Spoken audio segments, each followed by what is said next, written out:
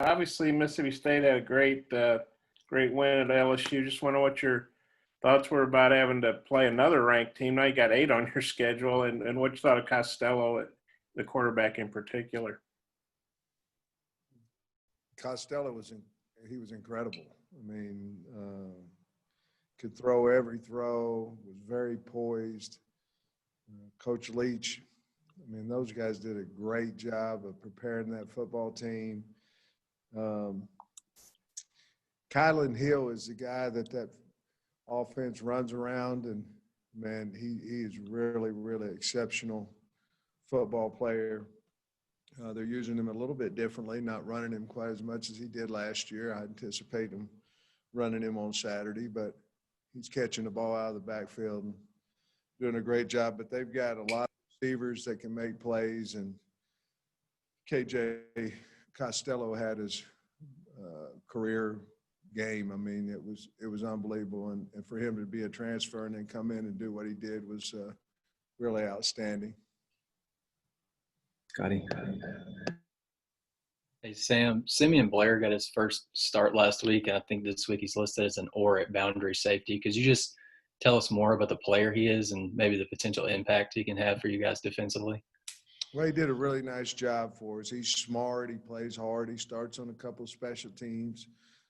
Joe Fouché was out for a few days. Simeon stepped right in there, and obviously we got Joe back a couple days before Saturday. I think Joe's first practice might have been on Thursday of last week. But I was really pleased with the way Simeon played, and he's detail oriented, and he plays really hard. Tom. Sam, I'm wondering what you think, what areas you think you guys can get better quickly, like what you saw that was right on the brink, what areas that you can be better at this week? Well, I think we have to be a lot better on special teams. Georgia dominated us on special teams. We couldn't get off holdups. We obviously gave up a block punt on something very simple that we should have. We worked on it, but it just didn't happen in the game. Just blocking, basically. You look at the offense, I think there's still too much indecisiveness about where to line up, I knew that we were going to struggle up front against Georgia's defensive line. I mean, going into the game, I didn't think we was going to be able to pound the ball at them. We got to play better up front. We had to play faster, physical up front on offense. We need to play more players on defense. I think we got tired. We played a lot of snaps in the first half, about the same in the second half. But special teams has to improve in a quick way, and we can fix that. And our offense just has to be more consistent, more urgency. To me, we were just off almost the entire game. Nate. Sam, I guess Mississippi State had 7 sacks against LSU. Is that a concern? And also with tempo, I mean, do you feel you need to slow that down and try for more ball control after what happened last week? No, I don't think we need to slow down. This is what we do. I think we need to do what we do more effectively. Obviously, they've got some very, very talented defensive linemen in Smith and Jones and Weed, and their defense kind of goes through Thompson. He's kind of been their leader, but we didn't protect bad against Georgia. Certainly, it's a concern because they move all over the place. They twist and move, and just part of their defense coordinators'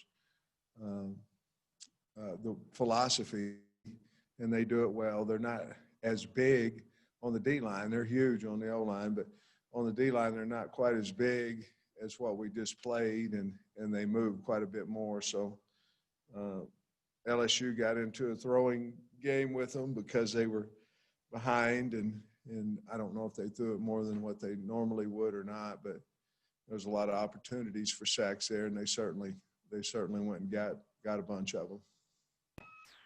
Coach.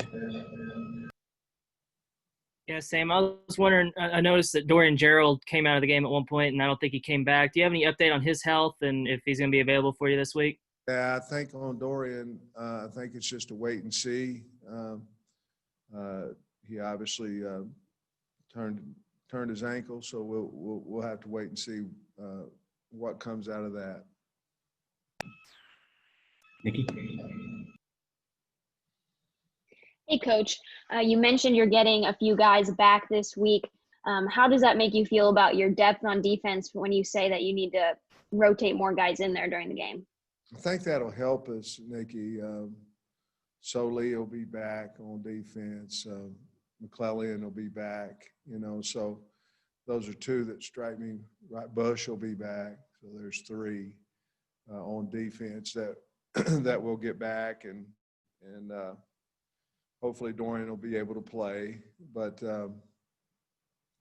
we can't, we can't go 3 and out, on offense, and especially take no time off the clock.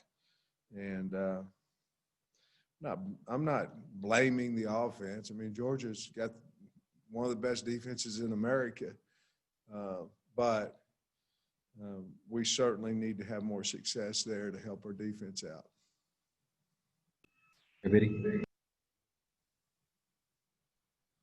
Coach, I was just wondering if there was anything that you thought maybe was happening in the game, like maybe you thought something wasn't working or a player wasn't doing well, that when you went back on the film, maybe changed your mind.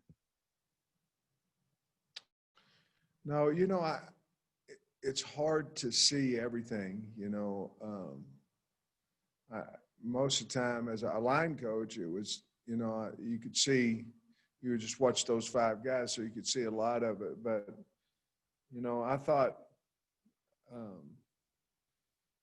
that wide out, we had to get separation. We have to get open, and they did a nice job of press covering on us, and Felipe was getting rid of the ball. I just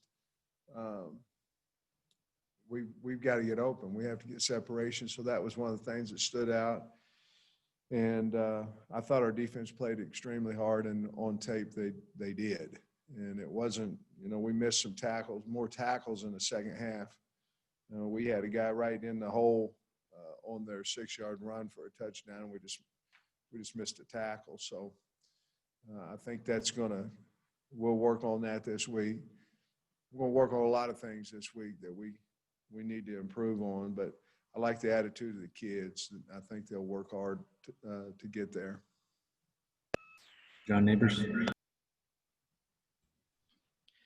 Yeah, Coach. Just the matchup against Mike Leach this weekend in Mississippi State. Have you had much experience with Mike Leach, and just what do you think of him as a coach, and what has made him so successful as a college coach, especially with his air raid type offense that he's been so good at for so long? Well, I think he's really smart. I mean, if you watch, he basically, I don't know what he does, but it seemed to me like he checks the pass game like most people check the run game. And he wants to find out whether you're in man, whether you're in zone, whether you're in 3, whether you're in 4, whether you're in 2, and then goes to attack and knows how to attack it. He's been doing this a long time. And, I met him first when he was at the University of Oklahoma.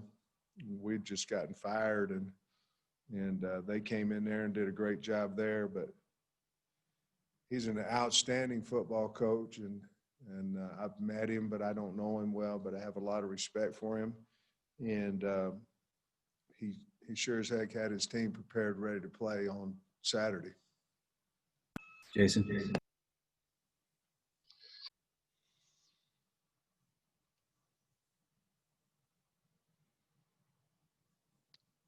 Hey, Coach, when you look at Kylin Hill and what he can provide in the passing game for them, I mean, how difficult is that to kind of plan for a back like that who can run the football but also, had 150 yards receiving last week? Well, very difficult because if you're in man coverage, a lot of times, and most of the time, your linebackers have a man-to-man, and that in itself can be a mismatch on him.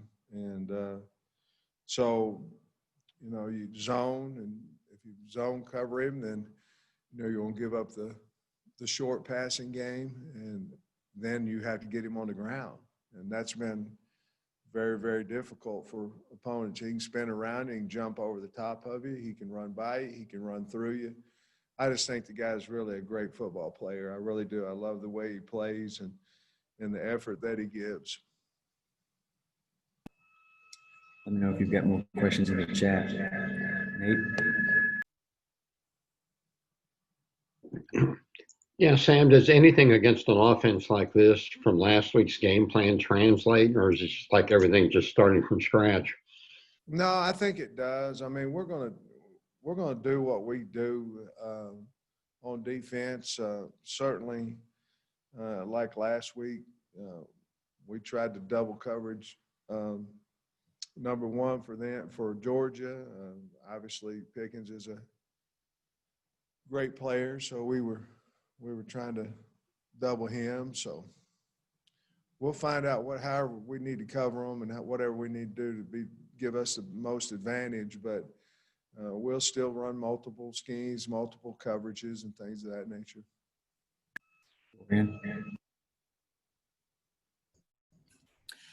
Hey, Coach. I was just wondering about Trey Knox. Only one catch for 3 yards against Georgia. We know he dealt with a little bit of a nagging injury last year. Is he back to full strength? Are those numbers only, or are those numbers only due to Georgia's defense that you were talking about? And how do you go about getting him more involved this weekend against Mississippi State? Well, he's got to get open. I mean, that's the first thing. If you're wide out, the number one thing you want to do is go get open. So they were pressing, and the press is also a lot of grabbing going on. That's what the SEC does. So we need him to get involved in our offense, and we're certainly looking forward to him doing that. He played extremely hard, but we just weren't able to get many balls to him. Carlos? Coach, how long do you think it's going to take you to achieve that goal of winning a SEC game? Right now it's 20 consecutive losses, but how long do you think it's going to take you to get that SEC game win? I'm hoping Saturday. That'd be long enough. I don't know.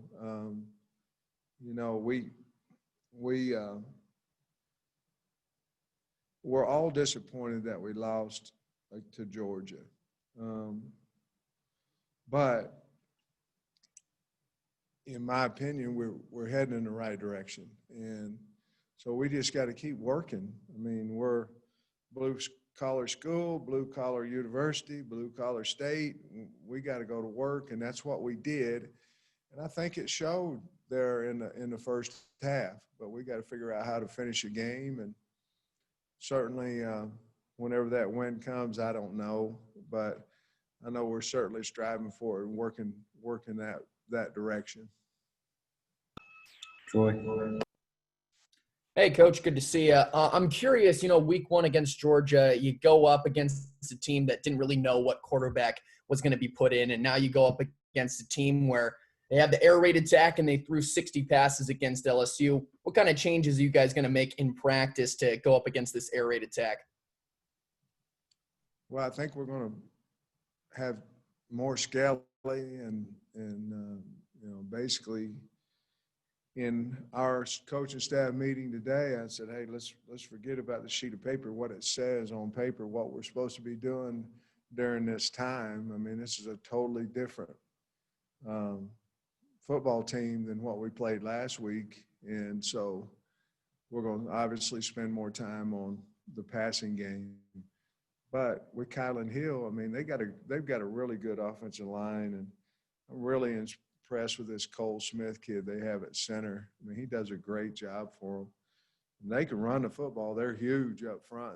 They can run the football, and of course they have a great back there. So, but you're going to have to stop the passing game, and so we're going to spend more time on that this week. Jordan. Hey, Coach. No, we're looking forward now, but now that you do have one game under your belt, if you could go back and play that Georgia game again, anything you would do differently, whether it's personnel, game preps, anything on your end, or as far as your guys or coaches go? Well, yeah, I'd have called a timeout whenever we ran out of time on a field goal. It ended up working out best for us because we missed the field goal and we punted and we ended up getting 17.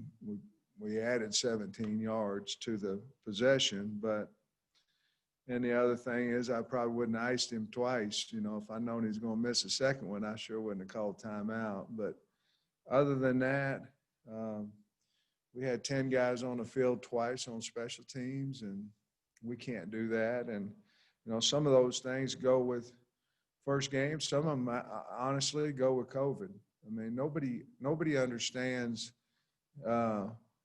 what happens with COVID and quarantine. I mean, you understand, but what that does to your special teams and to your offense and to your defense, because one day you test, the next day they're not here, and they're not here for 2 days. They're not here for 10 or 14, depending. So with all that said, I think, you know, special teams is the one thing I think that we spend a lot of time on.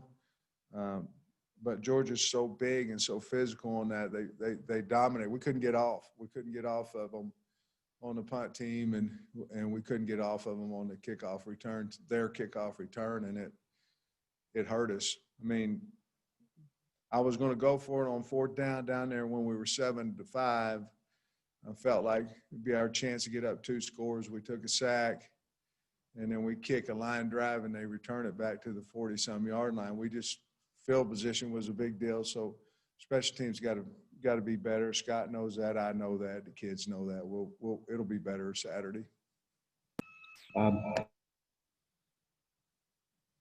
Sam, you mentioned, I guess, Leach being on Stoops' staff at OU. Do you remember when that transition was going on? Did Stoops pick your brain about the offensive line? What was that like? What's he been like in these Zoom meetings? He's known for being kind of eccentric, I guess you'd say.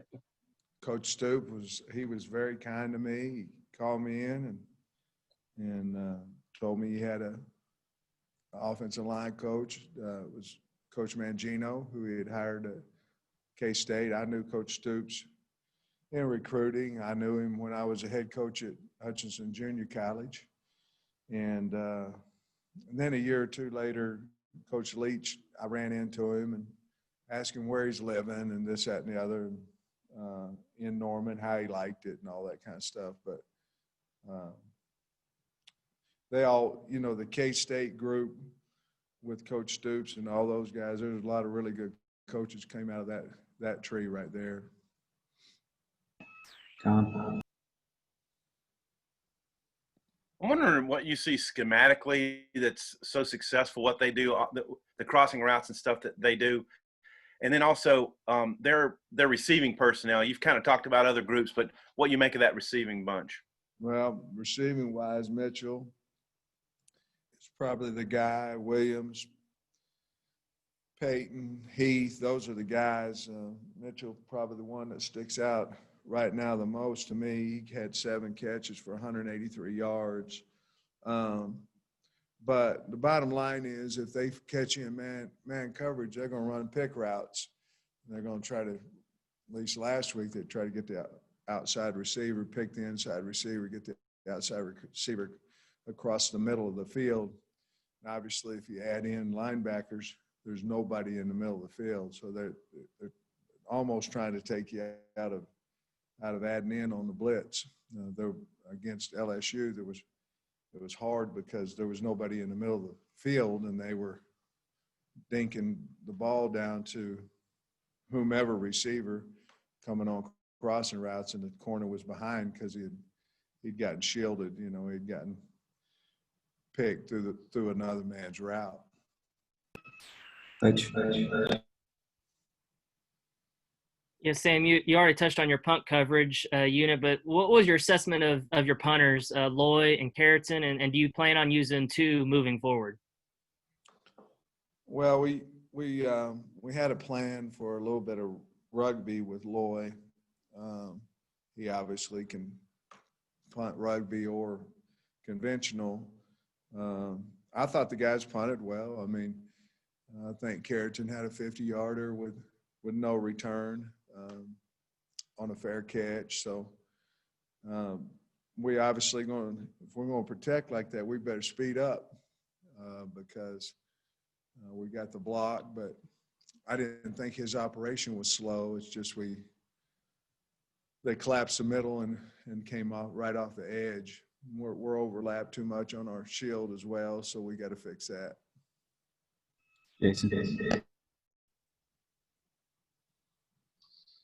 Hey, Coach, I just wonder about the offensive rhythm, and I know everything starts up front, but how do you is it the passing game getting the running game going, or is it the running game getting going to allow the passing game with what you guys are trying to do offensively week to week? I don't think any of us were happy with the rhythm of the offense. There was too many misalignments, shifting the back from one side to the other, tight end one side to another, wide receiver on off the ball, tight end lined up on the wrong side of the ball, wide. There was just too many missed assignments there. It slows everything down. Now the quarterback's having to get everybody adjusted. We really didn't have that problem at practice, but we did the other night, and the quarterback was getting everybody lined up instead of looking at the defense and seeing how we can attack that. So that has to be a big thing for us this week. We got to calm the quarterback down so he can make plays, and the only way we can do that is everybody else knows what their assignment is. Last one, Troy. Yeah, Coach, obviously after a loss, you focus a lot on the negatives, but I'm curious, it was your first game as the head coach of Arkansas. What was the best part for you on Saturday?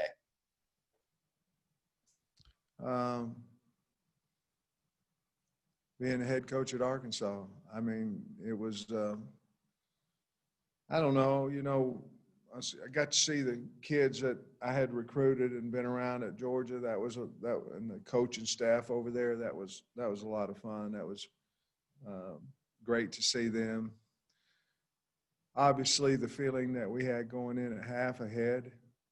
I mean, that was a great feeling, and I felt like we had made some good adjustments. And I decided to take the win in the third quarter because I felt like we could possibly knock them out, stop them, get the ball back. And it all worked exactly like we thought, except we didn't score 7 on that possession. But I don't know. It was, Arkansas has been good to me, and we got to win some games, so they'll continue to be good to me. But it was an honor to be the head coach at Arkansas. I felt it. Thanks, Coach.